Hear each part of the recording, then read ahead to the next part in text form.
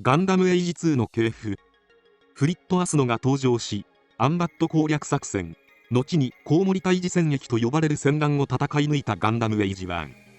そんなガンダムエイジ1のこれまでに蓄積された戦闘データを解析し、開発された第2世代ガンダムがこのガンダムエイジ2である。エイジ2最大の特徴は、高機動形態への変形機構を与えられた点にあり、高い汎用性と戦闘能力を兼ね備えるモビルスーツ形態に加えて、高度な機動力を有するストライダー形態の使い分けが可能になっている。同時に、エイジ1でその有用性が発揮されたエイジシステムも移植されており、戦闘時のデータ収集、データ解析、ウェアシステムによる換装機構も健在。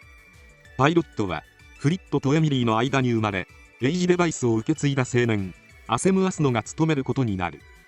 そんなエイジ2の系譜の始まりは、銀の廃条約以前に伝承として語り継がれてきた伝説の機体ザ・ガンダムにまで遡り、前身となるエイジ1を経て完成に至っている。ザ・ガンダムやガンダムエイジ1の詳しい解説は、同チャンネルのガンダムエイジ1の系譜をご覧ください。エイジ2の誕生と天才パイロットアセム・アスノ。コウモリ退治戦役におけるフリットとガンダムエイジ1の活躍は、ベイガンの新型モビルスーツに対抗できるほどの戦闘能力を示すと同時に、地球圏を脅かすベイガンに対する抵抗の象徴として宣伝され、 AG140 年代にはその開発者であるフリットはビッグリングの総司令官という要職に就き、異例のスピードで昇進を遂げる。ベイガンとの戦乱が激化するに伴い、軍部の中でも強い影響力を持っていたフリットは自ら指揮を執り、地球連邦軍のモビルスーツ技術研究部門を拡大。事実上の軍拡ともいえるこの働きかけは、ガンダムエイジ1の機体設計、戦闘データを分析したことで、地球連邦軍製モビルスーツの性能を飛躍的に向上させ、ジェノアス2、シャルドール界、エイジ1の量産機ともいえるモビルスーツ、アベルなどを誕生させ、次々と実戦に投入していくことになる。そして、連邦軍の急激な軍備増強が進行していく中、フリットが最も開発に力を入れ、その完成を急がせた機体が、エイジ1の後継機となるガンダムエイジ2であった。ベイガン製のモビルスーツは、X ラウンダー専用機となる XVV-XC、ゼダスなどの可変型高機動モビルスーツの台頭により、地球連邦軍製のモビルスーツよりも、機体の運動性、機動力という面で優れ、特に、遮蔽物の少ない宇宙空間での戦闘においては、絶えず絶好な位置をキープし続けることが可能となり、その優位性は、勝敗を分ける非常に重要な要素とされた。この状況を打開するべく、エイジシステムが導き出した答えは、ストライダーフォームという高機動形態への可変機構をガンダムに採用するというものであった。こうして、フリット指揮下のもと、エイジシステムが提案した設計と、モビルスーツ開発研究部門が総力を挙げ開発した結果、可変機構を兼ね備えた第2世代ガンダムエイジ2がロールアウトを果たす。高校を卒業後、地球連邦軍に入隊したアセムは、宇宙戦艦ディーバに配属され、X ラウンダーの適性はないものの、その他のパイロット技量がトップクラスだったため、エイジ2のパイロットとして選出。学生時代に転入生であるゼハート・ガレットと親交を深めていったアセムは、卒業式の日に彼がベイガンのスパイであったという衝撃の事実を知ることになる。軍へ入隊後もゼハートへの友情を捨てきれないまま戦場へと駆り出されたアセムは、エイジ2を受領した後も偉大な父への葛藤と高い X ラウンダー能力を持つゼハートの力に嫉妬するなど、様々な障害にぶつかることになる。さらに自分自身に X ラウンダーの適性がないことを知ったアセムは、焦りと苛立ちを募らせていき、X ラウンダー能力を強制的に引き出すベイガンの制御システムサイコメットミューセルを無断で持ち出してしまうなど、愚直で直情的な性格が災いし、自分自身もどんどん追い詰めていってしまう。しかしアセムの上官であり、ウルフ隊の隊長ウルフ・エニヤクルの死と、彼が最後に残したスーパーパイロットになれ、宇宙一のパイロットにという言葉によって、ついにアセムが覚醒。ベイガンの X ラウンダーデシルガレットを、これまで積み重ねてきた戦闘経験と天性のパイロットセンス、ウルフを撃墜された怒りによって圧倒的な力で殲滅。宿敵でもあり、これまで大きな力の差があったゼハートに対しても、X ラウンダーの力に頼らないスーパーパイロットとしてのパイロット技量で互角以上の戦いを繰り広げ、ノートラム攻防戦ではゼハートと一時的に協力し、移動要塞ダウネスの地球落下阻止に成功。1年後となる AG142 年には特務隊の隊長に昇進することになる。なおスーパーパイロットとは特殊能力に頼らず技量のみで X ラウンダーを超える力を身につけたパイロットのことである。ガンダムエイジ2の機体性能。前述の通りガンダムエイジ1の後継機として開発されたエイジ2はウェアシステムと可変機構が共存する次世代型ガンダムとして完成しており、モビルスーツの汎用性と高度な機動力を有するストライダー形態を使い分けた変則的戦術によって空中戦を得意とするベイガン系モビルスーツを圧倒できる力を獲得している。大気圏内での単独航行や宇宙空間でも高い機動力を発揮できるストライダー形態は4枚のウィングバインダーを展開することで高度な空力制御と姿勢制御を維持し、その加速力はモビルスーツ形態時の3倍に達すると言われている。小説版によるとこのウィングバインダーはエイジ1スパローで生み出された赤力推進システムスパローを参考に開発されたようである。武装はバレルを延長したことにより回転数を数段階上げてビームの収束率を向上させた高出力ビーム火器ハイパードッズライフル、二刀流を得意とするアセムが多用した全ウェア共通のビームサーベル、左腕部に搭載された小型の外装型防御装甲、ストライダー形態時に両肩部から展開されるビームバルカンを搭載。またエイジ2ノーマルの開発データを参考に X ラウンダーの登場も視野に入れた最初期の可変型モビルスーツ RGEG2000X プロトタイプクランシェが開発され、正式採用機として量産型可変モビルスーツ RGEG2000 クランシェがロールアウトすることになる。ガンダムエイジ2ダブルバレット。ウェアシステムによる換装によって大幅な火力が増強されたガンダムエイジ2の攻撃特化形態。エイジ2は本来搭乗者が X ラウンダーという前提で開発された機体であったが、搭乗者のアセムにその適性がなかったため X ラウンダー能力を有しないアセム専用機としての運用方法に方向転換していくことになる。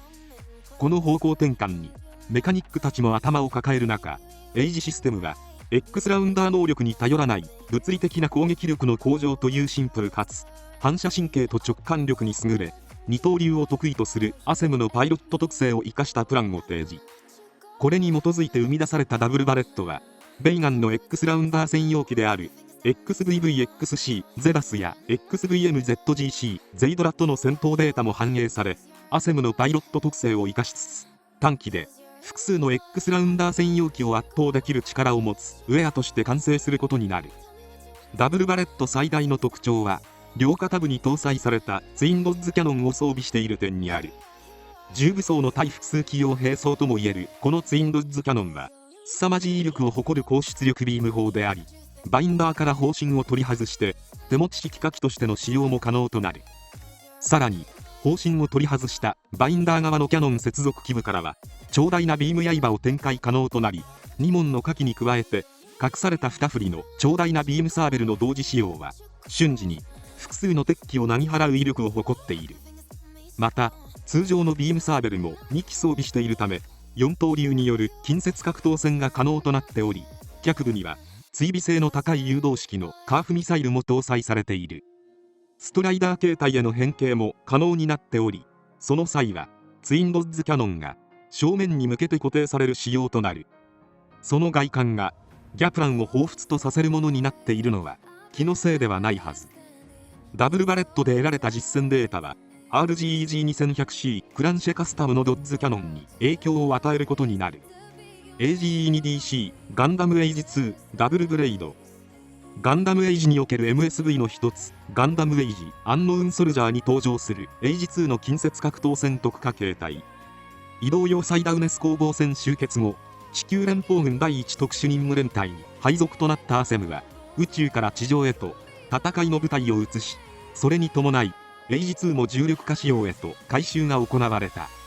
ストライダー形態も大気圏内での運用のため飛行性能の調整と機体バランス、出力の向上が図られ、ウェアシステムもダブルバレットだけでなく様々なバリエーションが試作されていくことになる。そんな数あるウェアバリエーションの中でも試験段階でありながら実戦に投入された形態がこのダブルブレイドである。最大の特徴は両肩部に搭載された巨大なバインダーであり、先端には大型のワイヤーシザースを搭載。カーボンナノワイヤーによって基部と接続されるこの装備は、先端部を射出することにより敵機の破壊だけでなく捕獲・拘束することも可能となっている。またバインダーは大型シールドとしての役目も担っており、後にこの装備は後述する AGE2DH ガンダムエイジ2ダークハウンドのワイヤーフックに影響を与えたとも言われている。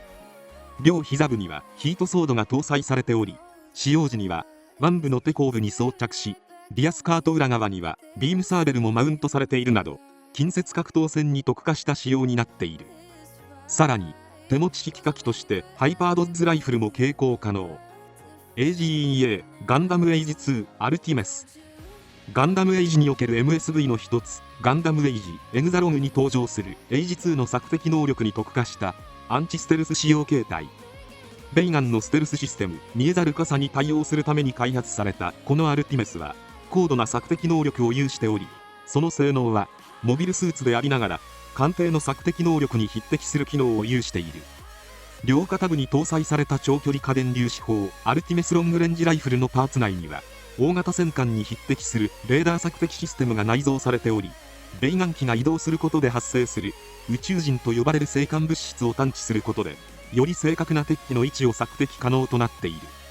しかし欠点も存在しており、星間物質の状況によっては索敵システムが有効に稼働しない場合もあるため、その際は艦隊のセンサー増幅器として運用される。またグライダー形態と呼ばれる飛行形態への変形も可能になっており、大気圏内においても航続距離の長い高速戦術偵察機として機能し、出撃と同時に最前線へと飛翔。味方に目標指示や砲撃効果判定を送信するなどのサポート機能も付与されている。ガンダムエイジ2特務隊仕様。移動用サイダウネス攻防戦終結から1年後、特務隊の隊長に昇進したアセムが登場する全身白にカラーリングされたガンダムエイジ2ノーマルがこの特務隊仕様である。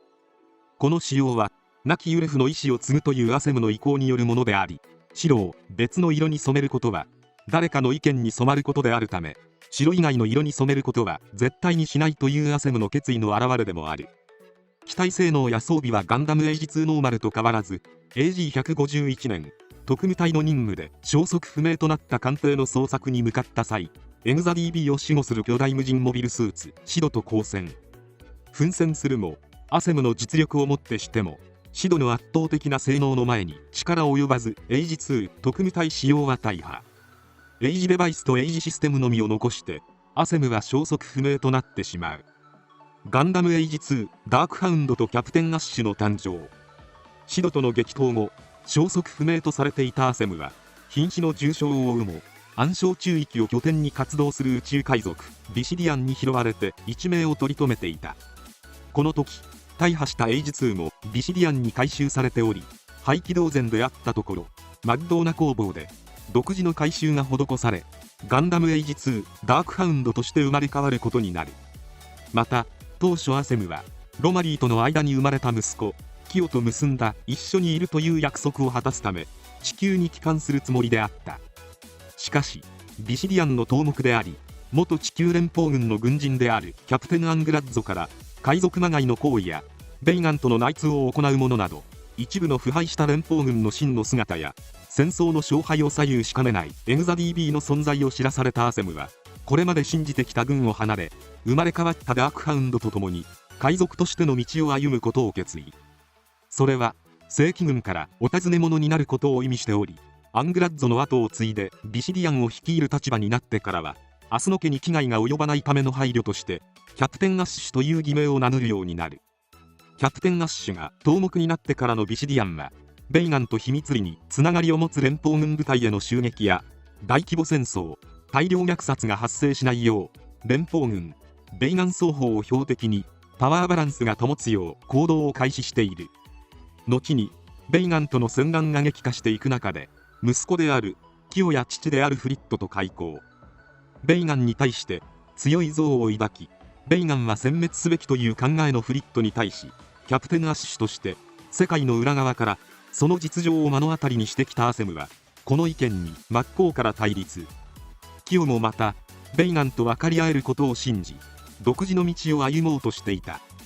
この息子の思いにアセムは理解を示し、彼の戦いを後押ししている。そしてアセムとキヨの熱い思いがやがてフリットを憎しみの連鎖から解き放ち、明日の一族による平和への本当の戦いが始まることになる。ガンダムエイジ2ダークハウンドの機体性能。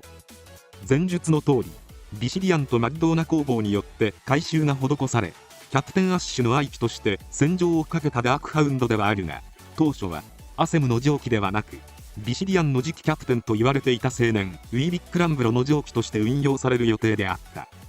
しかしウィービックがシドとの交戦時に命を落としたため、アセムの蒸気として運用されることになる。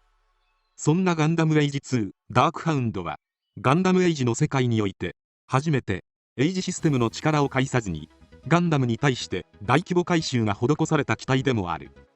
もともとエイジ2は X ラウンダー専用の機体として開発が進められてきたが、パイロットのアセムに X ラウンダーの適性がなかったため、艦能力に頼らずに物理的な攻撃力、戦闘能力を向上させるという開発コンセプトに方向転換した機体であった。それはダブルバレットの誕生から特務隊仕様が完成するに至るまで、エイジシステムの設計案をもとに現場レベルのメカニックたちがさまざまな試行錯誤を繰り返したことで、システムではなく人間の力のみで有用なモビルスーツを開発するというノウハウを生み出す結果をもたらしていた。そういったノウハウは地球圏屈指のモビルスーツ工房であるマッドーナ工房にも大きな影響をもたらしており、結果的に目標に密かに接近し、近接格闘戦などによる最低限の攻撃で敵機を打破、無力化、さらには視認性を低下させるため機体のカラーリングは黒へと変更され、頭部と胸部には機能ではなく思想を反映させたドクロのレリーフが備え付けられるなど、エイジシステムでは決して提示されることのない人間による独自の改修が施された機体ダークハウンドを誕生させた。その機体性能はエイジ2よりもさらに近接格闘戦に特化させた機体として完成しており、機動性も格段に向上している。しかしその反面火力が犠牲になっており、総合的な火力で言ったらベース機となったエイジ2よりも低下している。重装甲型モビルスーツと相対した際にはスーパーパイロットであるアセムの力をもってしても火力不足で苦戦する描写も描かれていた。海賊の機体らしく特殊装備も多数搭載しており、右目のツインアイには眼帯を思わせる照準用バイザーに加えて、胸部のドクロ型レリーフ部には閃光によって相手を幻惑するフラッシュアイを内蔵。ストライダー形態時には戦闘領域から複数の領域を牽引しつつ瞬時に離脱可能なほどの爆発的な推力を発揮するハイパーブーストが搭載されている。武装はメインウェポンとなるハイパードッズライフルをベースに開発された実体式のドッズランサーに内蔵された速射式の2連ビーム砲ドッズガン、両肩部に搭載され、ストライダー形態時に使用可能となるビームバルカン、両肩部のバインダーに1機ずつ内蔵された鍵爪型優先式射出兵装アンカーショットを装備している。このアンカーショットは高い強度を誇るワイヤーを介して高圧電流を放出することが可能になっており、敵機の拘束時には内装機器やパイロットに直接ダメージを与えることができる仕様になっている。またリアスカートの裏側にはグリップの後端部からもビーム刃を展開可能なビームサーベルを2機搭載している。余談ではあるが、ガンダムビルドファイターズアメージングレディに登場するガンプラにダークハウンドをベースにしたマスクドセカンド G によって製作された AGE23GH ゲイジングハウンドという機体も存在している。この機体はゲイジングと呼ばれる相手のパーツを奪い自らの武器とする技を得意とする機体であり、戦闘中に破損した部位を敵味方問わずゲイジングすることで補填し生存率を高める仕様になっている。エイジ2のその他のバリエーション機、前述のダブルバレットやダークハウンド、ダブルブレイド、アルティメスの他にもゲーム版機動戦士ガンダムエイジに登場するオリジナルウェアを装着したエイジ2も多数存在している。その仕様は近接格闘戦仕様の斬鉄、ガーディア、ガイスト、バイス、ウォルフに加えて遠距離砲戦仕様のアマテラス、ジアーク、ファンネル搭載型のフェニキス、防御特化型のジャッジャー、シエルム、高機動戦闘型のセラフなど多岐にわたり、その機体性能と汎用性の高さから AG140 年代の中でも最強クラスのモビルスーツとして君臨している。余談ではあるが、ゲーム版とガンダムエイジの OVA 版機動戦士ガンダムエイジメモリー・オブ・エデンに登場する機体としてガンダムエイジ1ソーディアという機体が存在している。こちらはコロニートルディアでの戦闘の際アセムの蒸気として運用された機体であり、ゲーム版を経て OVA 版で新たに追加された機体となっている。メインウェポンとなるレベルタブレードと専用のシールドを装備したエイジ1の近接格闘戦形態である本機は実体験と盾による攻防のバランスに優れた機体として完成しており、主に防御に特化した機体ではあるが、レベルタブレードの切れ味は敵機のビームサーベルごと両断してしまうほどの威力を誇る。またブレードに込められたエネルギーは放射状に放つことが可能となっている。ガンダムエイジシリーズ以外で登場するエイジ2 AGE2MG ガンダムエイジ2マグナム。この機体はガンダムビルドダイバーズに登場するガンダムエイジ2をベースに制作されたガンプラであり、ガンプラバトルネクサスオンライン通称 GBN のチャンピオン九条京也が制作し、彼の愛機として運用されたガンプラである。現役最強ダイバーである九条京也の異常ともいえるハイレベルなバトルスタイルに対応可能なハイスペック機というコンセプトで制作された本機はエイジ2の基本性能の強化に加えてウィングバインダーやシールドに攻撃機能を付与させたことで、あらゆる状況姿勢から強力な攻撃を繰り出すことが可能となる超攻撃特化型の機体として完成している。またエイジ2の特徴でもある可変機構も健在となっており、エイジ2マグナムの可変形態はフェニックスモードと呼称される。武装は4機のウィングバインダーにシグルブレードを組み合わせた F ファンネルに加えて充填エネルギー量を増加させる改修が施されたハイパードッズライフルマグナムを装備。近接格闘戦兵装としての機能も併せ持つ F ファンネルはエイジ2マグナムを中心に展開行動をとり、遠隔誘導によるフォーメーションアタックを繰り出すことが可能となる。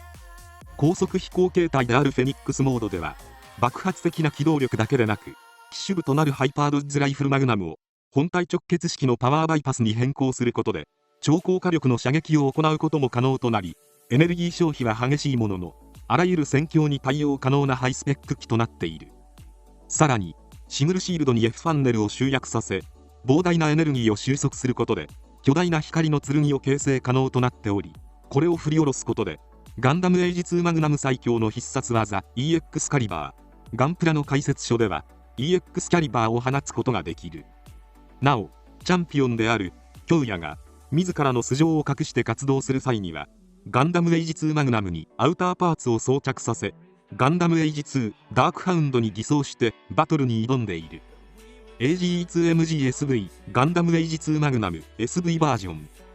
前述のエイジ2マグナムをベースにハイビルドダイバーズ専用の決戦使用機としてさらなる攻撃力の強化が施され製作された超攻撃特化型のガンプラがこのガンダムエイジ2マグナム SV バージョンである。もともと絶大な攻撃力を誇るエイジ2マグナムであったが、中空状態における1対1の戦闘を想定し、新たな武装と新モード F エクスプロージョンを追加したことで別次元の機体へと昇華されている。基本性能自体はベース機と大差ないが、新モードの追加と緻密なオーバーホール、独自のカスタマイズによって総合的なパワーアップを果たしている。この F エクスプロージョンはガンダムエイジ FX に搭載されていた FX バーストから着想を得て開発された特殊モードであり、モード発生時に発生するビーム刃状の余剰エネルギーが高出力化し、それに触れたものはいかなる装甲と防御力を持っていようとも切り刻まれるほどの威力を誇る。その反面、一度使用すれば何らかの機能不全を誘発してしまう諸刃の剣でもある。その他にも新装備として遠隔誘導攻撃端末シグマシスファンネル、機動力の向上と打突兵器としての機能を持つ脚部追加ユニットが搭載されている。ガンダムエイジ2マグナムで使用された必殺技 EX カリバーも健在で、最終決戦となるディザスターガンダムとの戦いではフェニックスモードとなった本機自身を EX カリバーに変化させ、三上陸の00スカイに振り下ろさせるという合体技も披露した。以上、ガンダムエイジ2の系譜を終わります。最後まで動画をご視聴いただきありがとうございました。チャンネル登録、高評価よろしくお願いします。